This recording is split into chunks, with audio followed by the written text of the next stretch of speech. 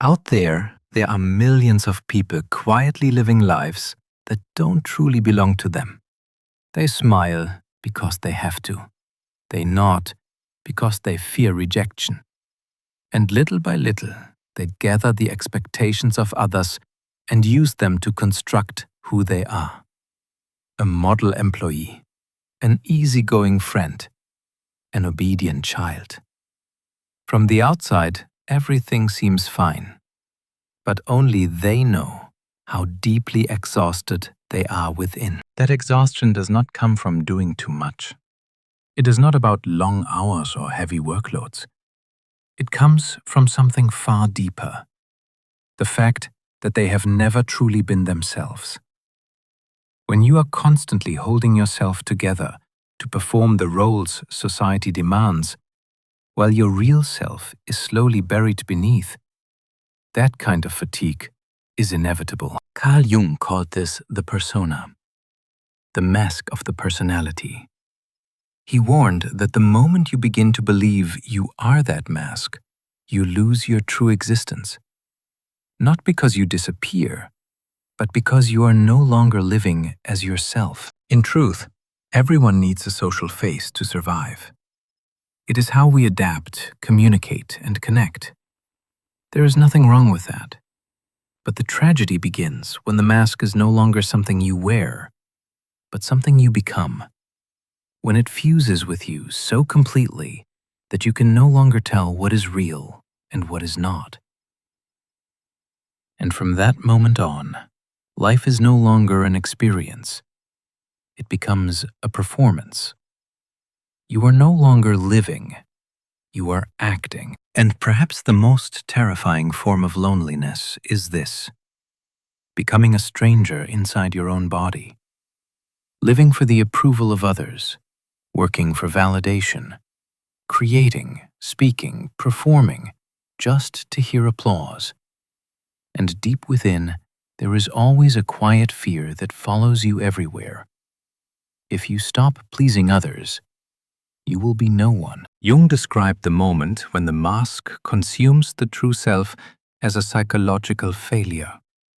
It blocks the path back to the self, the authentic core that is unique to each individual. These people become like actors trapped on stage for their entire lives. One role at work, another in society, yet another at home. But if you were to ask them to sit still and answer a simple question, who am I really?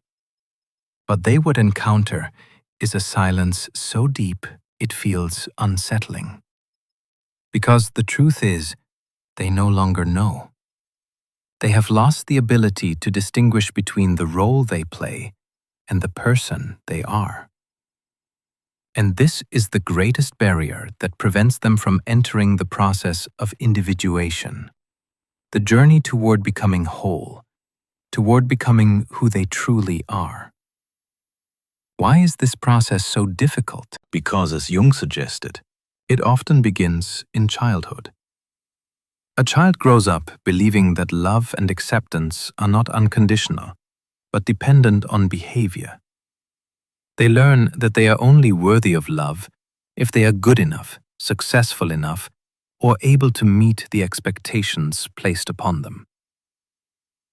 And so, they make a quiet decision, often without realizing it, to trade authenticity for safety. Growing up in such an environment, a person never truly develops an inner voice of their own. Instead, they internalize a harsh lesson early in life. If you want to be accepted, if you want to be safe, you must please others. That wounded child grows up wearing the skin of a chameleon, constantly changing, constantly reshaping themselves to fit every expectation, just to avoid the pain of rejection. But the price of that adaptation is their soul. And now, let me take you to a deeper truth at the core of this journey back to the self. A concept Jung described as a kind of detachment. This is not an attitude meant to separate you from the world, but one that allows you to stand firmly within it. And yet, be careful. Do not confuse it with coldness, indifference, or selfish disregard. To Jung, this form of detachment is one of the greatest milestones of a mature soul. It is the strength to exist without constantly seeking approval, the courage to stand in your own values, and the willingness to live in alignment with your raw, unfiltered identity. Even when you find yourself standing in front of rejection or facing the disapproval of the crowd, living this way means you are rooted in an inner axis that has already been established. You are no longer a slave to shallow praise, no longer allowing the judgments of the outside world to dictate how you feel. Those who have truly come to understand themselves, those who have had the courage to step into their own darkness and shed the mask, no longer crave anyone's approval, simply because they have found it within themselves. This is not a message that teaches you to turn your back on the world. It teaches you to stop living for the world. Together, we begin to uncover how these polished social roles become traps, how they quietly imprison your identity, how the conditions of childhood shape a deep, almost obsessive need to be accepted. And more importantly, how Jung's path of individuation opens a road not toward isolation, but toward absolute inner freedom. Because as long as you are chasing acceptance from others, you will never receive acceptance from yourself. Perhaps there is no rejection more devastating than the one you inflict upon yourself. On the surface, everything appears normal. You perform your social roles flawlessly. You are praised at work, trusted by your friends, admired by your family. But beneath all of that, there is a void no achievement can fill. That emptiness is the symptom of a deep fracture between who you truly are and who you present to the world. Jung saw through one of the greatest tragedies of modern life, that we become trapped inside our own roles. He called this complete identification with the persona. And don't misunderstand. The mask itself is not the problem. It is necessary. All of us need a social face in order to function, to communicate, to exist within society. Jung compared the persona to a kind of psychological uniform. It defines roles, protects the individual, and allows interaction to flow more smoothly. But the real problem begins when that mask becomes rigid, when it clings to you so tightly that you begin to believe it is who you are. At that point, distortion becomes inevitable. You begin to live only to maintain an image that pleases others, rather than to express the truth of yourself. The self, the deeper totality of your being, where light and shadow, consciousness and unconscious meet, is abandoned, all for the sake of performance. And life begins to feel like a stage that never closes. The tension between who you are and the role you play begins to tear at you from within. It shows up as constant anxiety, a paralyzing fear of judgment, an inability to make even the simplest decisions without someone else's approval. You begin to feel an existential emptiness, and in many cases, it deepens into something heavier, into depression. Because after everything, one question remains: how can you trust yourself when you have never allowed yourself to exist without the mask? How can you have real self-worth when even your identity has been shaped only to satisfy others? To Jung, this is not merely a psychological state. It is a real affliction of the soul, a quiet sickness of modern civilization. We trade our essence for appearance. And what makes it even more dangerous is how silently this exchange takes place, until you no longer even notice it happening. Most of us place absolute trust in the role we are playing. The decisive executive believes leadership is simply who he is.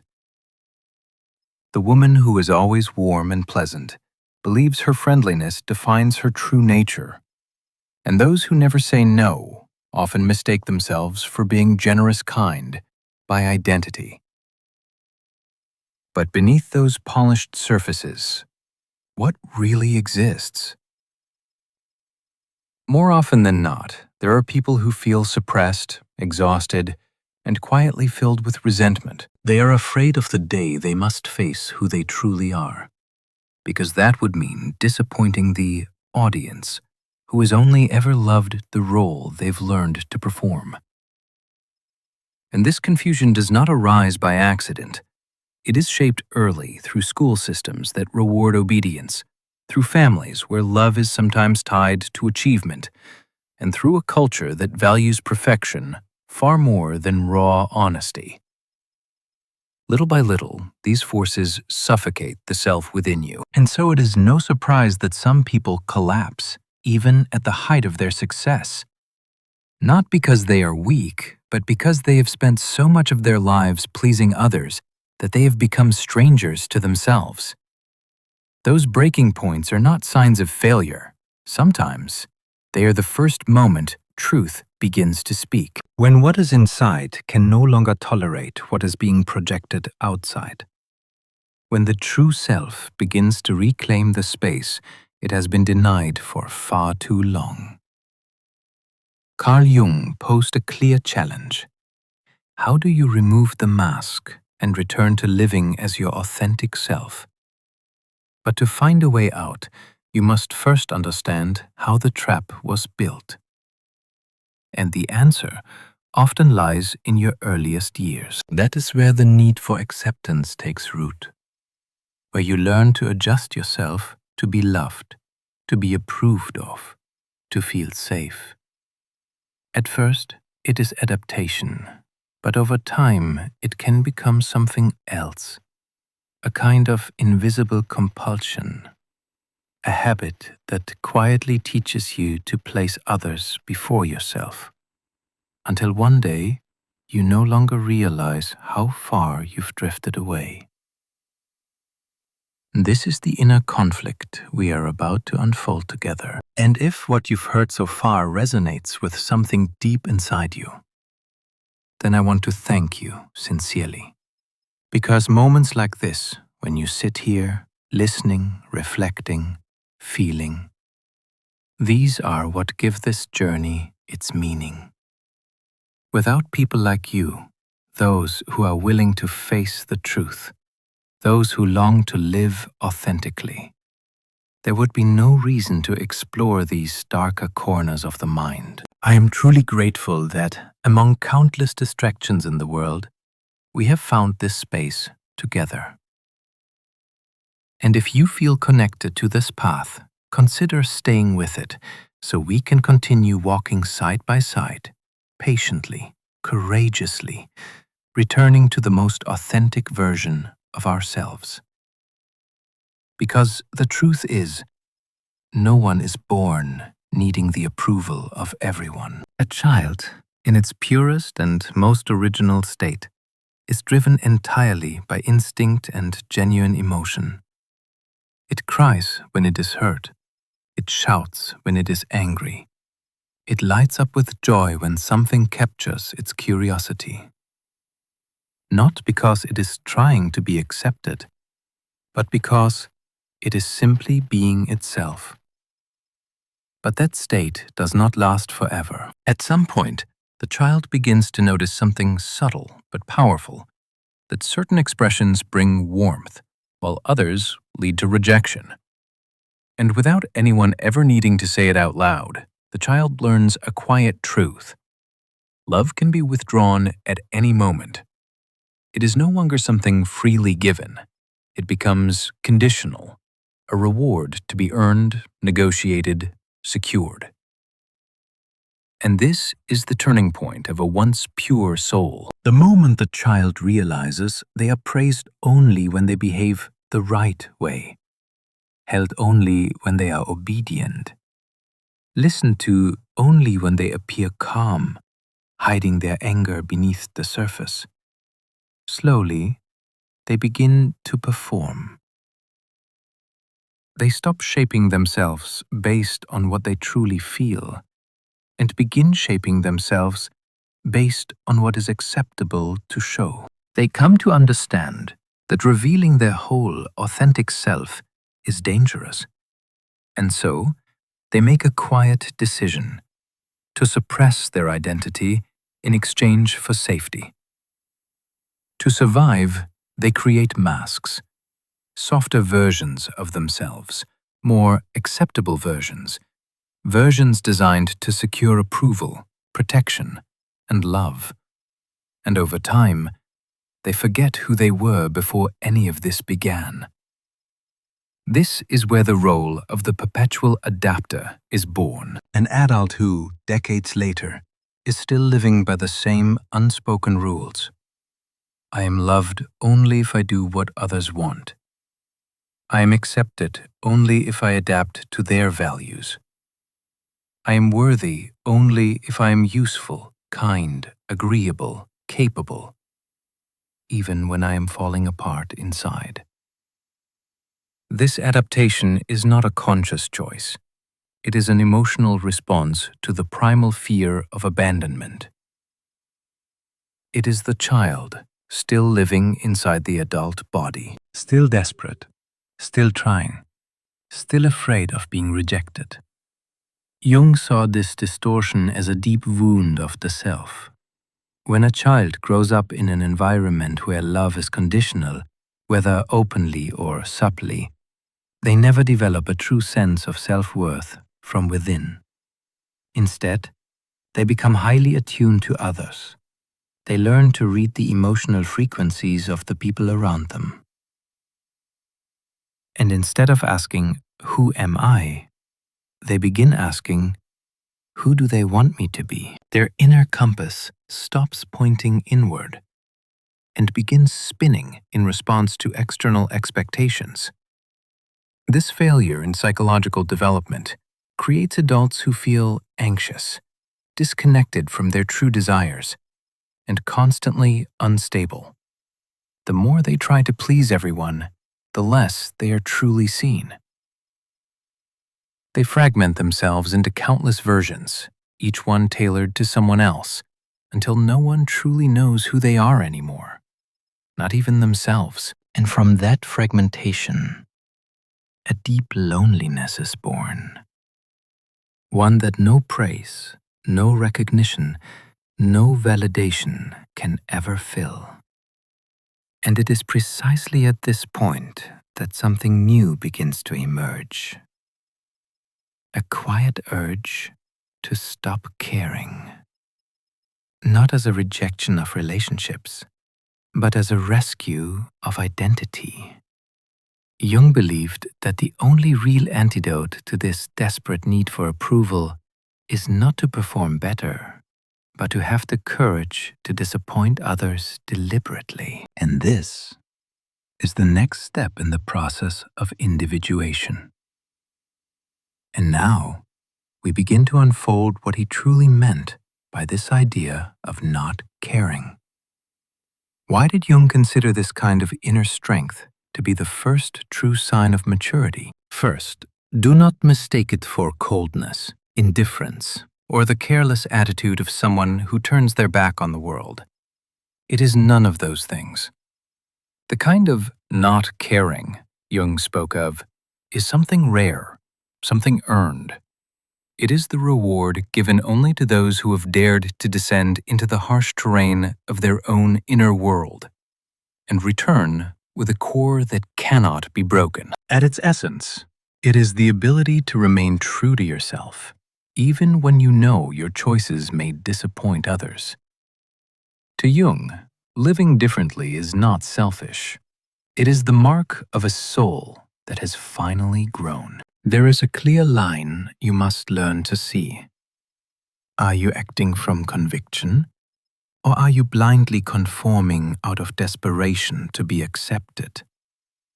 The moment you act from your own truth is the moment you break free from psychological slavery, the constant need to monitor how others perceive you. Those who reach this point do not become indifferent to others. In fact, they often care more deeply than before, but that care is given freely, consciously, not out of fear, not as a transaction for approval. At this stage, you no longer need the world to agree with you in order to feel alive. You can still see yourself as kind, even when someone is disappointed in you. You remain grounded, even in the absence of praise, because now you are beginning to live from your own inner power. Not borrowed emotions, not borrowed validation, not borrowed identity. This is the very heart of the individuation process that Carl Jung spent his life exploring.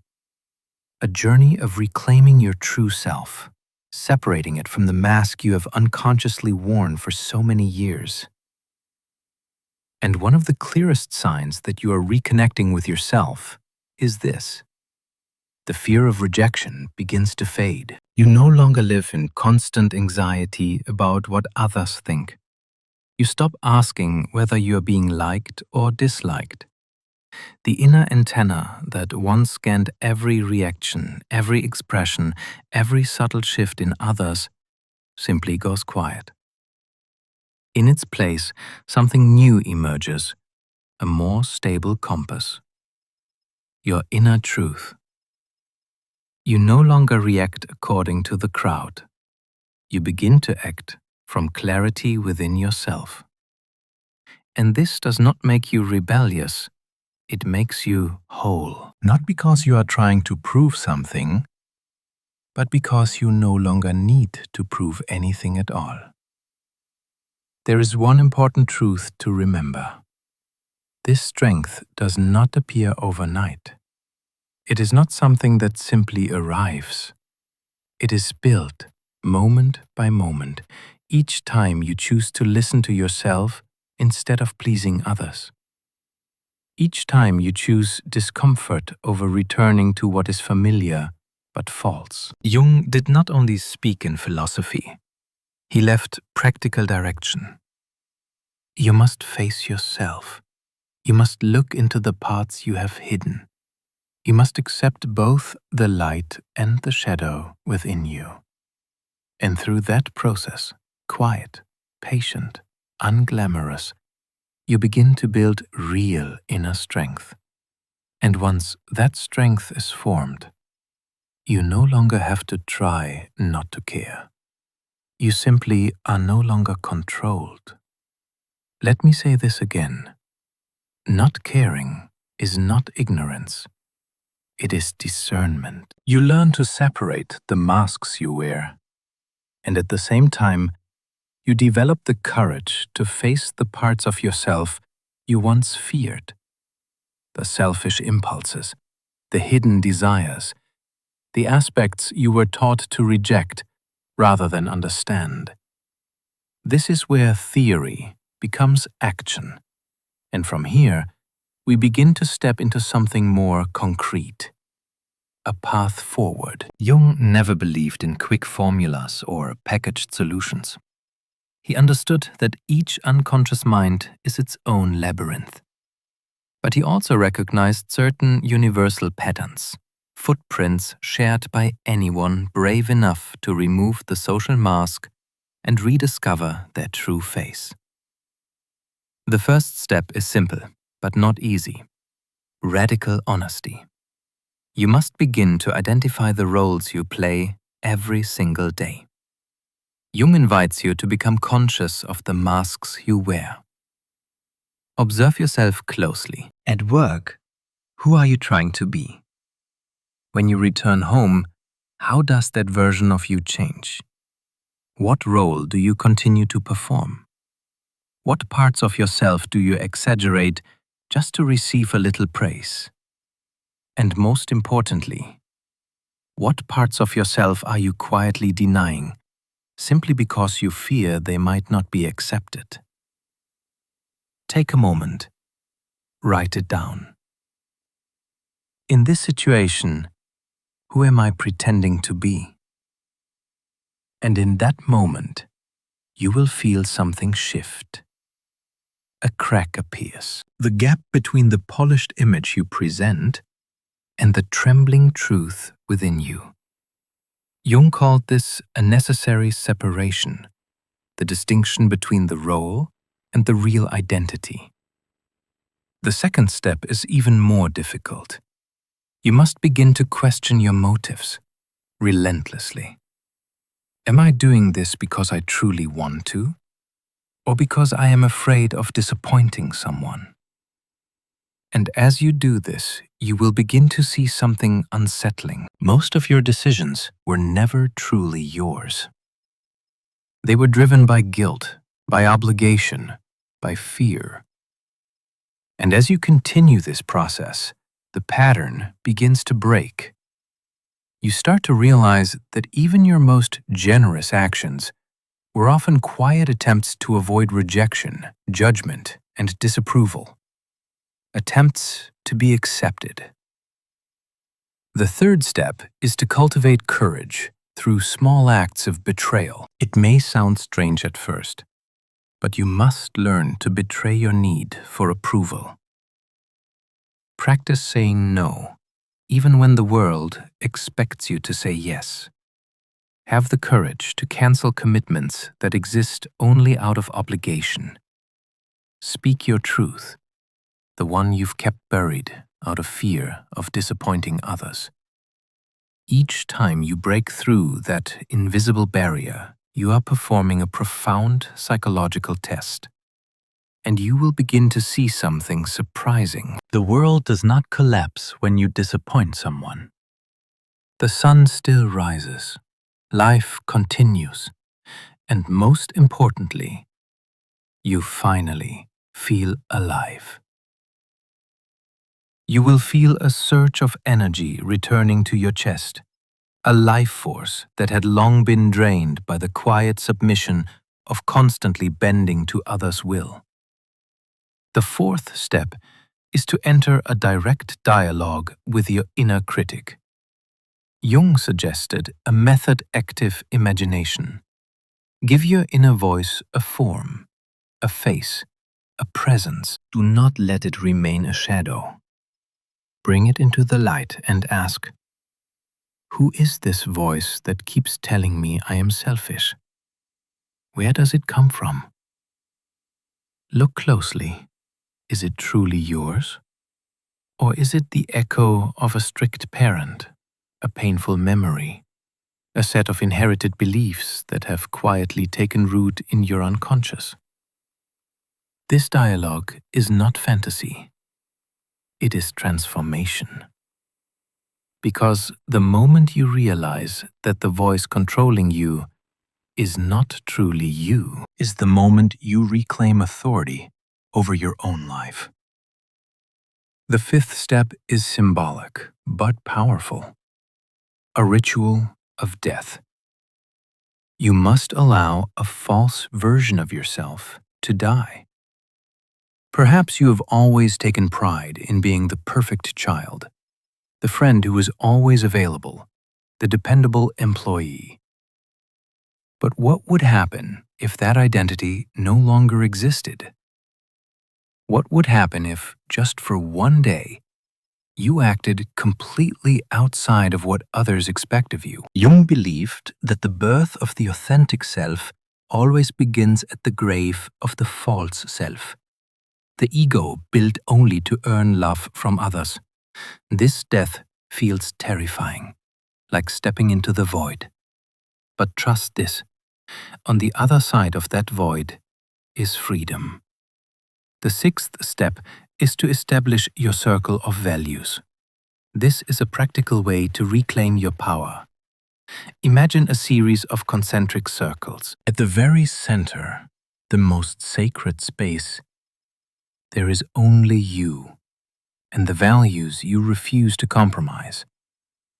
In the next circle, place only a few people, those you truly trust, whose voices genuinely matter. Everyone else? They belong further out.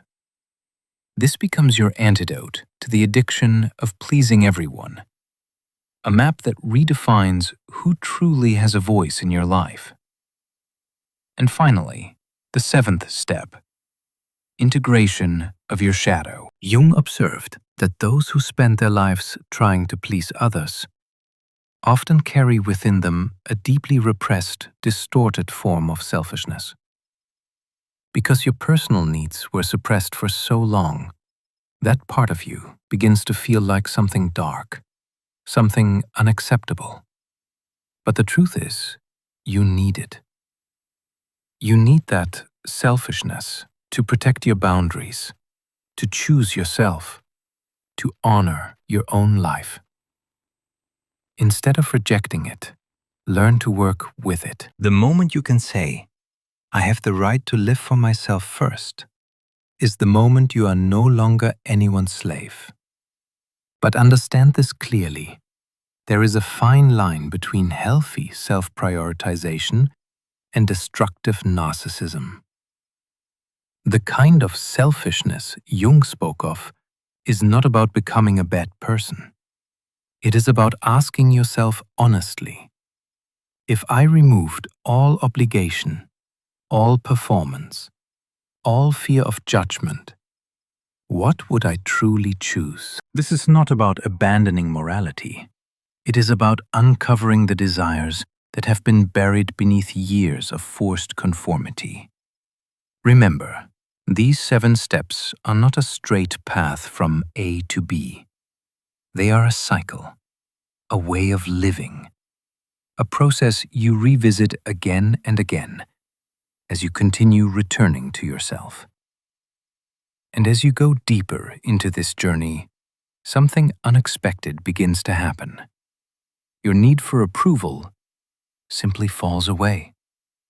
Not because you become cold, but because you finally touch something solid within yourself.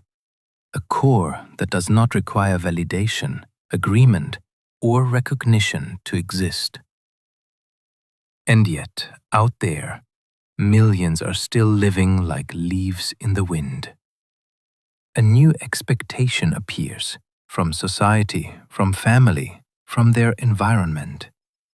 And they shift, adjust, reshape themselves into something more acceptable, again and again, until one day they are exhausted without knowing why. What we are really touching here is the quiet pain of living without a self.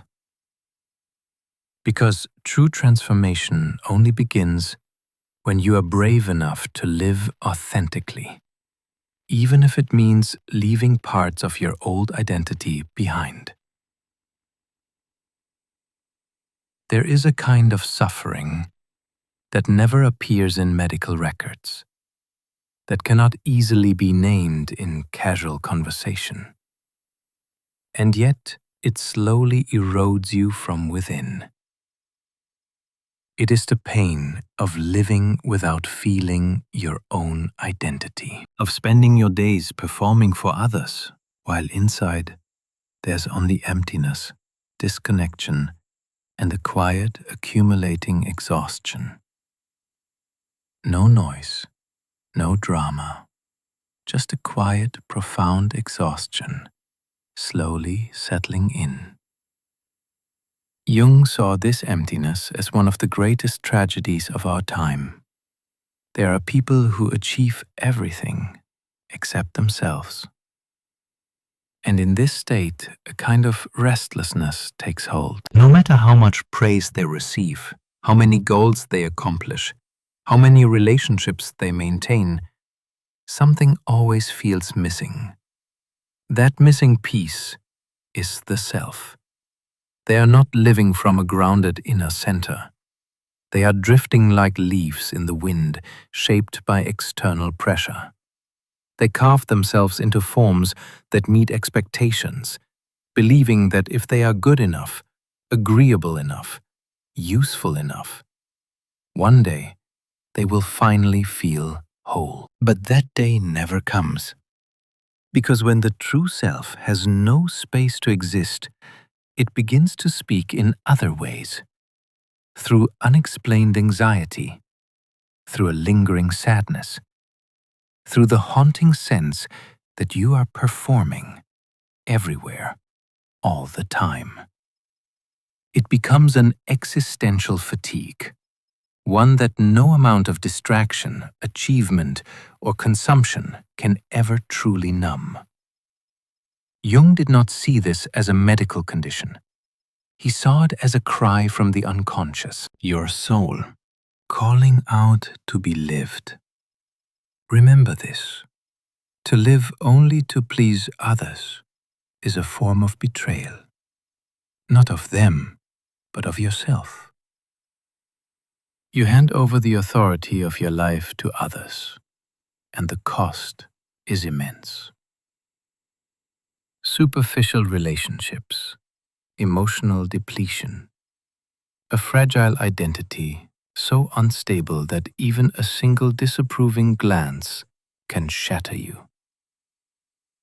And yet, this state of not caring begins to emerge naturally once yourself starts to take root. It is not coldness, it is clarity. It is not isolation, it is integrity. You do not become indifferent, you become selective. You learn where your energy truly belongs, who is worthy of your vulnerability, which battles are actually worth fighting. You are no longer a leaf tossed by the wind. You become a tree, flexible in the storm, but deeply rooted in your own truth. And this transformation is the only path toward real connection. Because only when you stop performing can others finally see who you are. And only then can something genuine begin to grow. But remember, becoming your true self always comes with a cost, and that cost is not small. Jung once said, "Those who look outward dream. Those who look inward awaken." This world is full of people living someone else's dream, trying to fill the emptiness within with things that exist only on the surface. Awakening means taking responsibility for yourself. It means no longer being a leaf, but becoming the tree. And if something in these words resonates with a quiet, hidden place inside you, then perhaps you are ready. Ready to remove the mask. Ready to stop pleasing everyone. Ready to finally become who you are. Now I want to hear from you.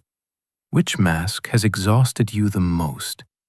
And are you ready to let it go? You don't need to explain everything.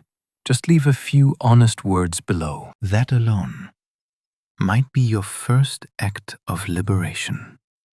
If this journey speaks to you, stay with it. Keep walking. We'll meet again in the deeper corners of the mind. And before we part, remember this. Only when you have the courage to face the darkness within will you discover the most radiant, authentic light of yourself. Take care and stay steady on your way back home.